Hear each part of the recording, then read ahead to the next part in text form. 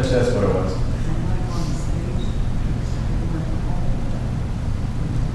All right, so about a year and a half or so ago, I taught 2 lessons on finances. One on healthy biblical finances, and on one about tithing versus love.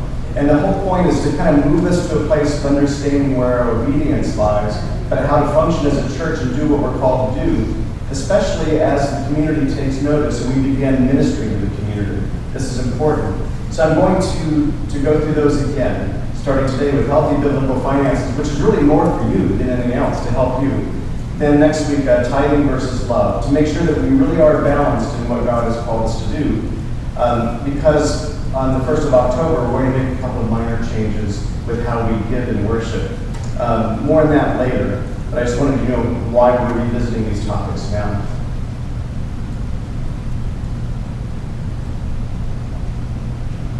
A group of professional higher education alumni, well established in their careers, were talking at their college reunion, and they decided to visit their old professor, and who's now retired. Now, during their visit, the conversation soon turned into complaints about stress in their work and lives. I'm guessing that most of us complain about the stress of our works and lives. Offering his guests coffee, the professor went to the kitchen and returned with a large pot of coffee and an assortment of cups, porcelain, plastic, glass, crystal, some plain-looking cups, some expensive, some exquisite, telling them to help themselves to the coffee. When all the alumni had a cup of coffee in hand, the professor said this: "Notice that all of the nice-looking, expensive cups were taken, leaving behind the plain and the cheap ones. While it's normal for you to want only the best for yourselves, that is the source of your problems and your stress. Be assured that the cup itself adds no quality to that coffee. In most cases, it is just more expensive, and in some cases, even hides what we drink. What all of you really wanted was coffee, not the cup, but you consciously went for the best cups, and then you began eyeballing each other's cups. Now consider this. Life is the coffee, and your job, your money, your wealth, your positions in society are the cups. They're just tools to hold and contain life. The type of cup one has does not define nor change the quality of life a person lives. Sometimes, by concentrating only on the cup, we fail to enjoy the coffee that God's provided for us. But God makes the coffee, man chooses the cups. The happiest people don't have the best of everything. They just make the best of everything. So, enjoy your coffee.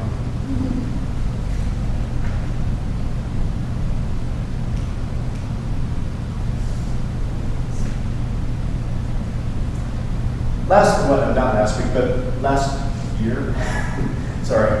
At some point, we learned that we are in a new covenant with God and humans. No more religious law or its tithes. We are the priests. We are the temple. The Bible explicitly tells us this. And we are meant to be a priesthood of believers. But we are to give without limits, without compulsion, to care for our fellow humans per Christ's law of love.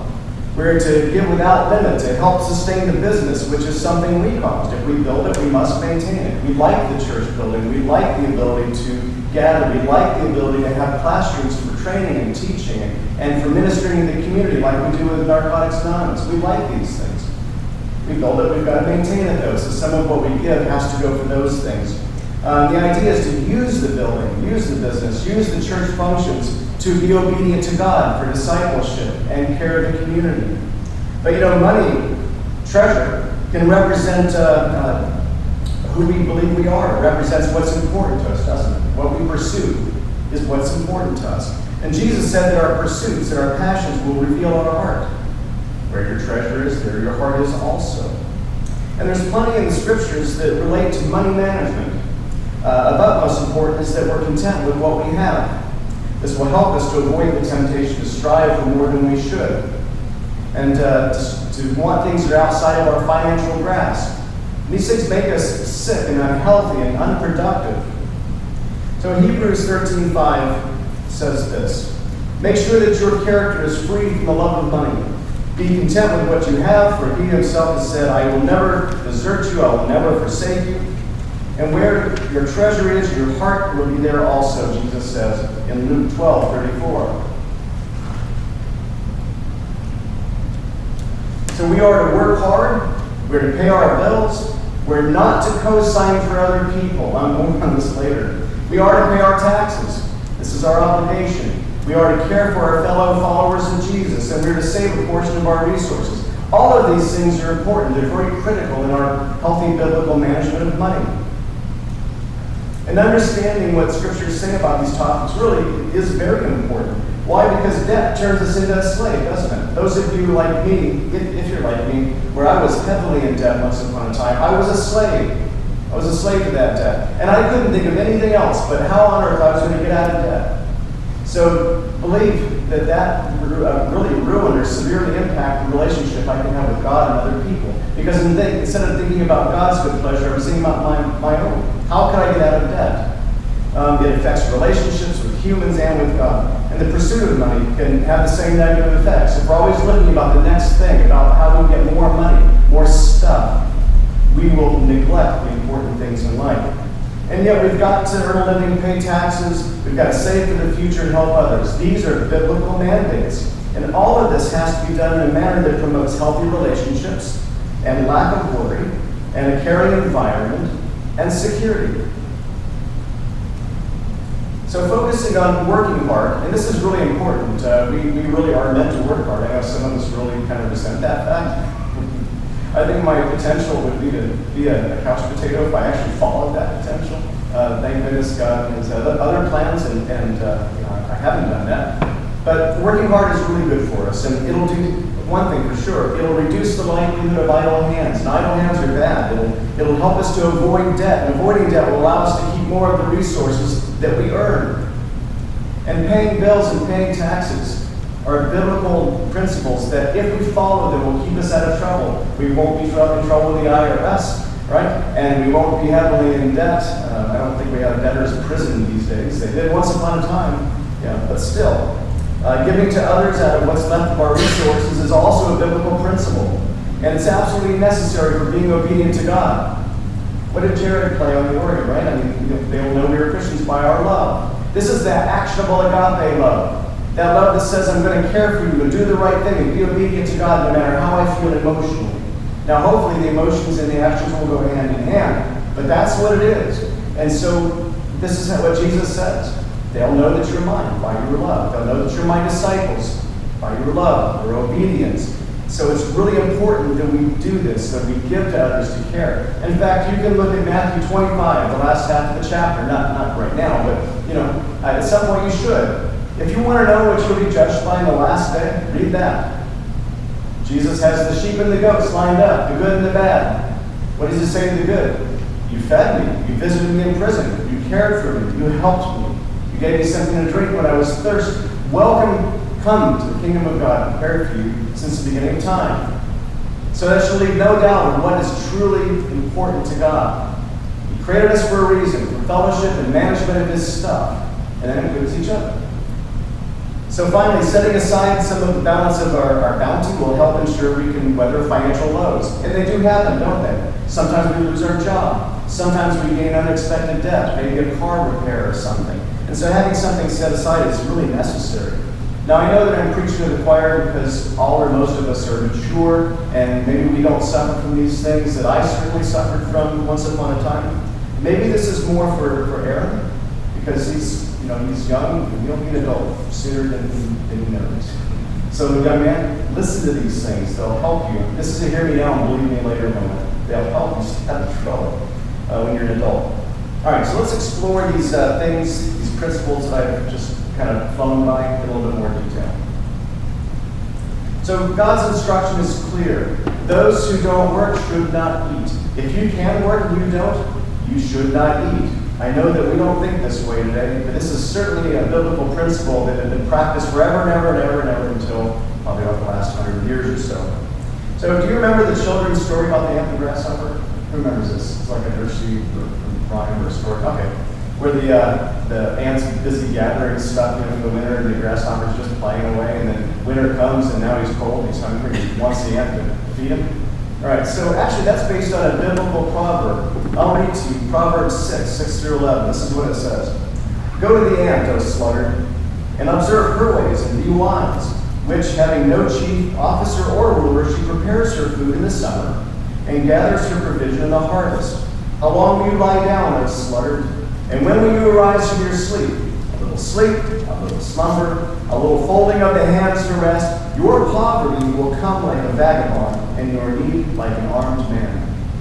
So we have to work when it's time to work. We play when it's time to play. Paul chastised the Thessalonian church once. Why? Because they had slackers. They had people in the community that weren't working. Could, but they weren't helping the community. So this is what Paul says to them. For even when we were with you, we used to give you this order. If anyone is not willing to work, then he is not to eat either. For we hear some among you are leading an undisciplined life, doing no work at all, but acting like busybodies. But we don't see that thing. Right? So anyway, the point is, hard work is important because it's not just for our benefit, it's for the benefit of the community, at least it's supposed to be. So church discipline, by the way, this idea of kicking these people out of the community was for two purposes. One, for the individuals, right? To make them think about what they're doing and maybe be reconciled back into the community. But also for the sake of the community itself. But that's not really the focus today. The focus is to remember it's important to work hard and to help one another and stay focused on the truth for the sake of our community and for the sake of our individual person. Let's talk about debt. I know that you probably know this on the surface. It's just a great reminder. Going into debt moves us from freedom to slavery. It's true. And once you're in debt, you have to pay a minimum of resources to another person or to an agency or face consequences. Now you may say, well, is debt contrary to God's ways? Well, not really. It's not, the Bible says, don't ever go into debt. It's highly suggested you not. But it's not like necessarily a sin. It can become a sin if we do not pay our debts, those who we owe money to. But this is what it is risky, and there can be consequences like the financial slavery. This is what Proverbs 22:7 says. The rich rules over the poor, the borrower becomes the lender's slaves. So I want to help you reduce risk in borrowing, especially if you borrow.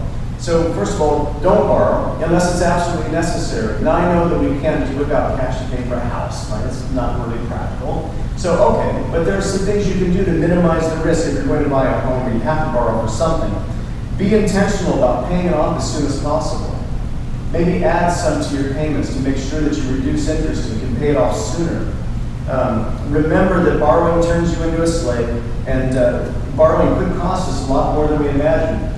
If you have credit card debt, you probably know exactly what I'm talking about, where interest rates can be 20 or 30%, and really all you end up doing is paying the interest payment, and you never pay that thing off. So the Bible tells us to consider the cost of anything we do. Now I understand that in the context, it was about discipleship, and Jesus is saying, hey, which one of you, if you want to build a tower, isn't going to consider the cost to make sure that you can complete the project? Well, the same thing is true with your discipleship. Make sure you really understand what you're going to do and you're in it for the long haul. But I think it applies. Always count the cost. If you want to borrow something, if you want to buy something, think about the cost. What is this going to cost me? Out of savings, in debt, whatever the case may be. Put skin in the game as much as you can. A bigger down payment, something, so that you have equity, and so that especially so that if you have to get money back out of that thing, that can help. It'll also help keep your payments lower. What about co-signing? Oh man.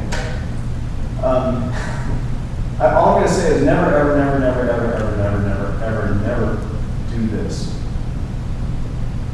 It's against biblical principles, and I'll read this to you in a moment. But you know, I'm sure, what incredible risk exists when you co-sign for somebody. This is what Proverbs 22:26 says. Do not be among those who give pledges, among those who become guarantors for debts. Do not guarantee debts. It's hugely risky, really risky. When you co-sign, you're guaranteeing the debt of another person. It really is as good as borrowing the money yourself. Why? Because if that person defaults, it's on you. Another disadvantage of co-signing, and this is huge in my opinion, is it brings risk to the relationship, doesn't it? If you co-sign for somebody and they default, what's going to happen to your relationship with that person? Well, they're certainly not going to be on your Christmas card list anymore. I'm just saying. It can ruin close relationships. Never, ever, ever do this. What about paying our bills and our debt and paying taxes in a timely manner? But this is really important, and there's some scripture about this.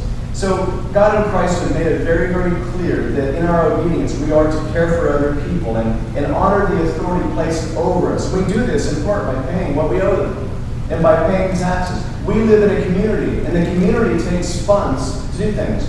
We like our fire protection and our police protection. We like roads and stuff. Well, it takes money. It doesn't come for free. And so this is what the taxes are for. And we're taught to obey the authorities over us, certainly as long as they're not doing ungodly things or asking ungodly things. Paul tells us to pay our debts and therefore owe nothing as far as debts are concerned. Allow me to read to you from Romans 13:7 through 8. Render to all what is due them. Tax to whom tax is due. Custom to whom custom. Fear to whom fear. Honor to whom honor. Owe nothing to anyone except to love one another, for he who loves his neighbor has fulfilled the law. Now again, I'm not saying that going into debt is necessarily against the Bible. I am saying it comes with risk, and the advice is do not do it unless you really have to. Also, there is a psalm that tells us that those people who do not honor their debts are evil. They're wicked. And because of a couple of things. If we do not honor our debts, we are liars. We have broken covenants. And we've created a serious, serious roadblock to the kingdom of God as people see us as people who are liars and not willing to pay back our debts. Do you think they'll be attracted to the kingdom of God after that? Not a chance. So we've got to pay our debts. Here's the psalm that talks about that. The wicked borrows and does not pay back, but the righteous is gracious and gives. Now here's Jesus' confirmation that we have to pay taxes due to the government. And I'm reading from Luke 20:25. And he said to them, render to Caesar the things that are Caesar's, and to God's the things that are God's. You know, if you think about it, we're interesting creatures, and we live in two lands. In the flesh, we live here, and in the spirit, we live there. And so we have to honor God, both in spirit and in flesh. And we have to honor those above us, in authority, and in whom we live with, in the flesh. So we're really kind of stuck between two realms. We can't neglect either. All right, so what about charity? I really can't stress this enough. Because, again, read Matthew 25 and see what we'll be judged by in the last day. Jesus gave us two commandments: to serve God properly or appropriately, and to treat people charitably. I'm going to read to you from Matthew 22:37 to 39. Teacher, which is the greatest commandment in the law? And he said to him, as he quotes the Old Testament Shema, you shall love the Lord your God with all your heart, and with all your soul, and with all your mind. And this is the great and foremost commandment. The second is like it. You shall love your neighbor as yourself. Now this also comes from Deuteronomy. He didn't just pick this out of the air. These are the things that God desires. And I can't stress enough that we've got to be obedient out of our faith to love other people. Now, I don't know if you're aware of this, but the founders of Northview Christian Church said the same thing. So I'm going to read to you from the Articles of Incorporation. The purpose for which Northview Christian Church is formed is to support public worship, benevolence, and charity as revealed by the New Testament. Why? Because they probably knew about Matthew 22 and the commandments of God to be obedient. And again, this is how people know we are in Christ, by our charity. And Peter and Jesus tell us we'll be judged by what we've done in the body, both good and bad. Let me read to you about what Paul says from Romans 14:10 through 12. But you, why do you judge your brother? Or you again, why do you regard your brother with contempt? For we will all stand before the judgment seat of God. So then each one of us will give an account of himself to God. This is important, not to scare you, but to remind each one of us, including myself, there is accountability here. There is accountability. God knows our minds. He knows what we've done. I mean, in Eddie's story this morning, we definitely know God knows our mind, right? And so, but there will be a time of reckoning.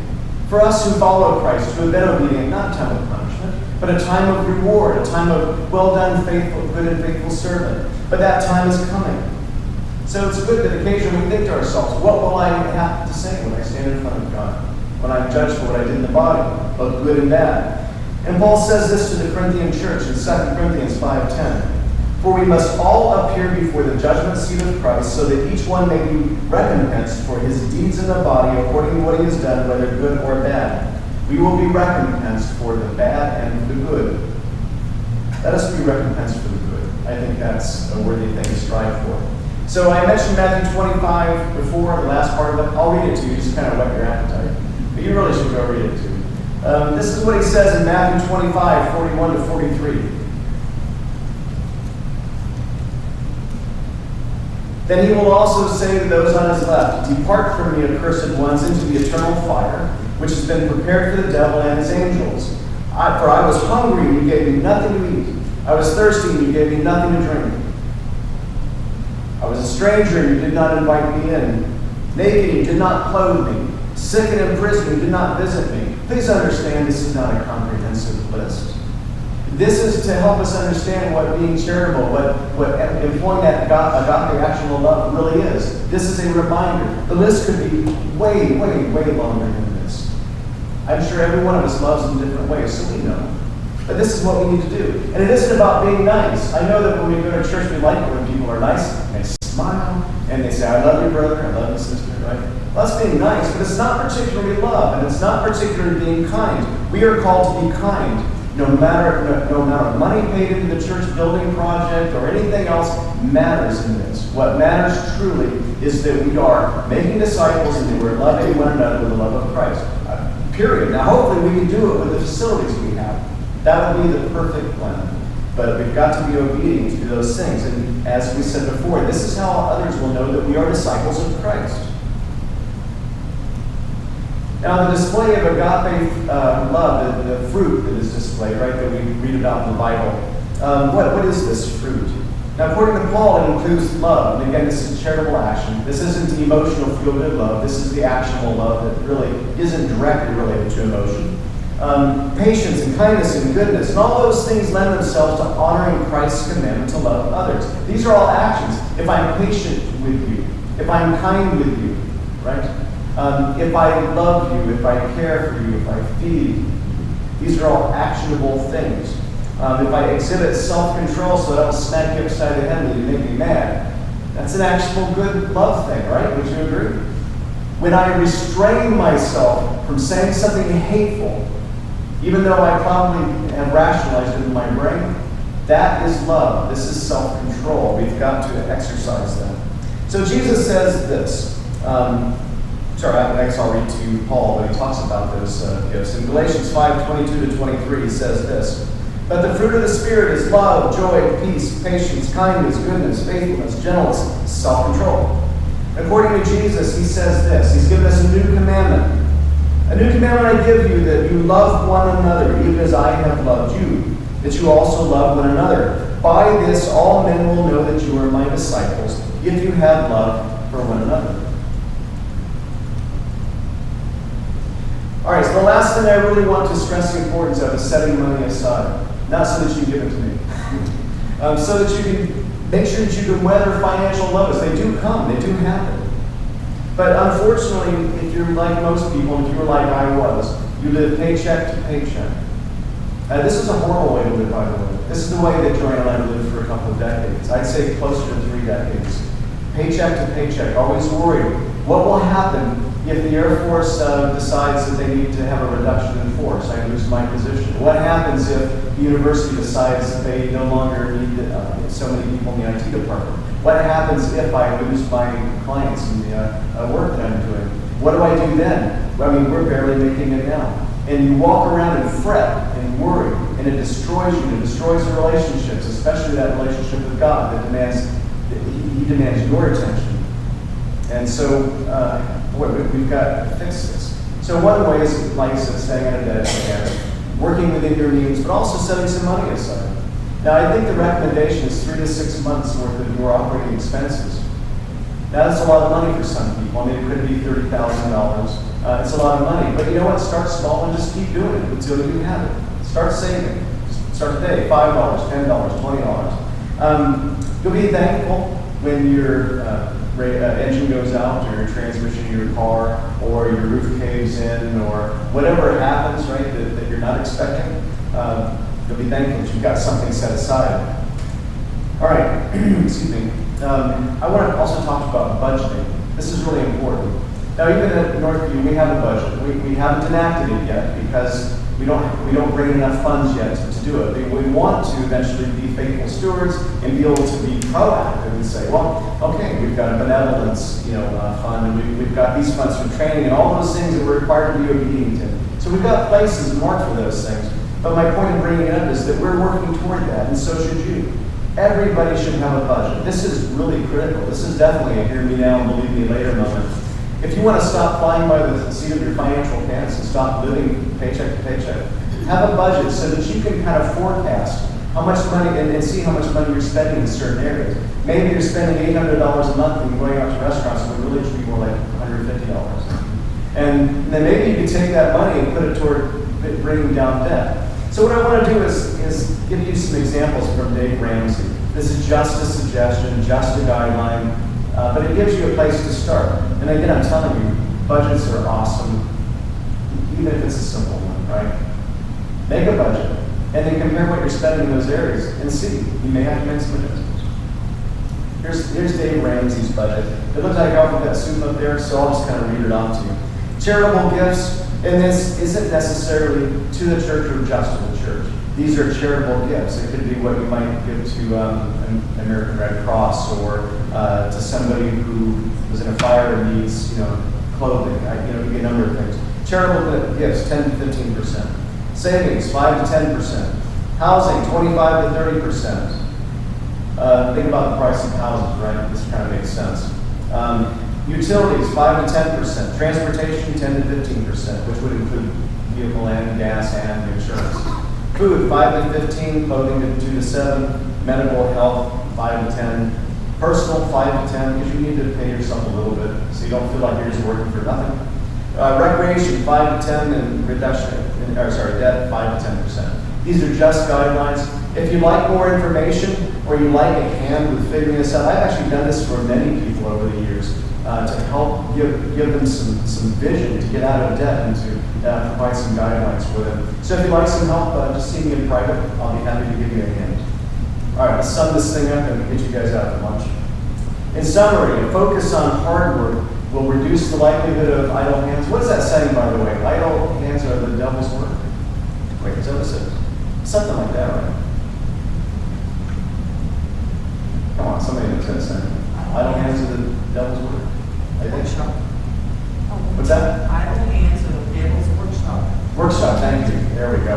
I need somebody to do it. And so, working hard will actually keep us from mischief. It'll help us to raise more money to do the things we need to do. It's just a really good idea. Avoiding debt will allow us to keep more of our resources for ourselves, and it will help our relationships, and it will help us to keep our eyes on Jesus instead of our pocketbook. Paying bills and taxes are biblical principles that, if followed, keep us out of trouble. Giving to others is absolutely necessary. Again, I can't stress this enough. It is absolutely critical to our salvation. Read Matthew 25. Look at the things that happen when the Spirit is at work within us. We are charitable. We are actionable in our love. It's important. Find somebody to love them. Buy them food if they need food, or help with their electricity if they need help with their electricity. Start looking for those things. You'll find them. They're out there. Finally, setting aside some of your money. I know it's hard at first. Will ensure, first, it's a good practice. It's a good discipline. And it'll make sure that you have finances in case something happens. You have a financial load. All right, so what is the challenge? Consider ways that you can reduce and eventually eliminate debt. Make a plan. It could be a 10-year plan. That's okay. Just make a plan and start working toward it. And again, let me know if you'd like help. I'm not a financial counselor, but I do know them. And I can put you in touch with them if what you need is beyond what little help I can give you.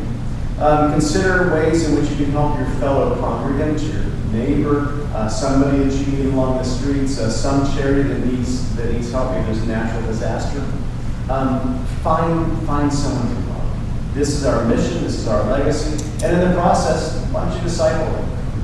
Then you get to have kill two birds with one shot. Disciple and love. All right. So next week, we're going to contrast Old Testament tithing of as much as 23%. They didn't know that, did you? If you want to pull in the Old Covenant religious tithing, you need to up the ante from 10% to 23%. and that was necessary for priests and temple. We're going to compare that against the new covenant responsibility to make disciples and love. Without limits, by the way. That's the interesting thing that I think we forget. Without compulsion, without limit.